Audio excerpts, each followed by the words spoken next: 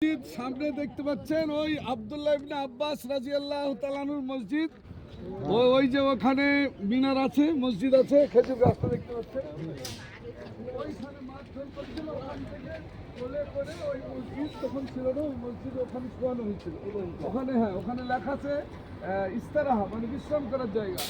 আর যেহেতু আব্বাস রাদিয়াল্লাহু তাআলা আনহুর ওইটা খেজুর আঙুরের বাগান, সেই জন্য ওই নামেই ওই মসজিদের নাম হয়েছে আব্বাস। তো ওখানেই নবীজিকে শোয়ানো হয়েছিল। যেহেতু কাজ চলছে, ওদিক এদিক দুটো রাস্তায় বন্ধ করে রেখেছে। আমরা এখান থেকে দেখছি, ওই পর্যন্ত যেতে পারলাম না। চলো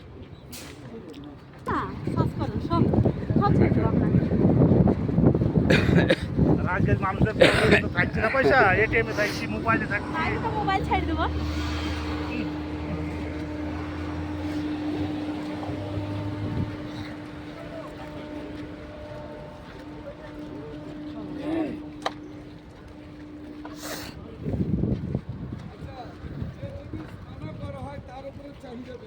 জি, সেই জন্য এখানে আমরা ভালো ভালো জায়গাগুলো দেখতে এসেছি।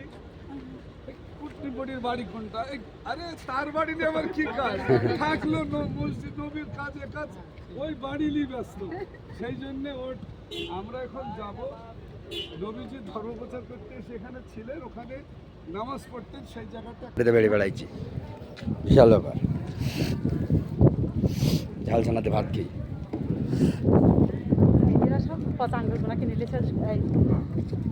সব এক আঙুর, এগুলো খুব মানে রেডি।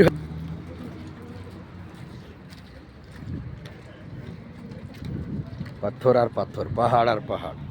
আচ্ছা, এখানে তিনটি জিনিস দেখার আছে। আমরা কিন্তু ভাইরাল করার জন্য উল্টা পাল্টা কথা বলতে পারবো না।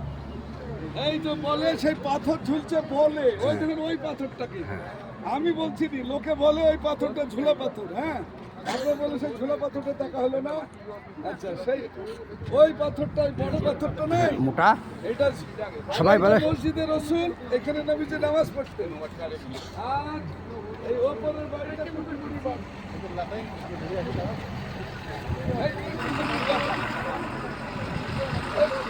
ঝুলন্ত পাথর বলে ওইটা।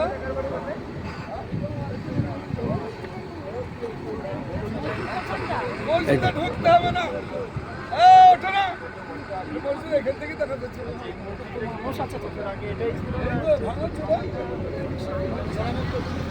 ঢুকতে হবে না,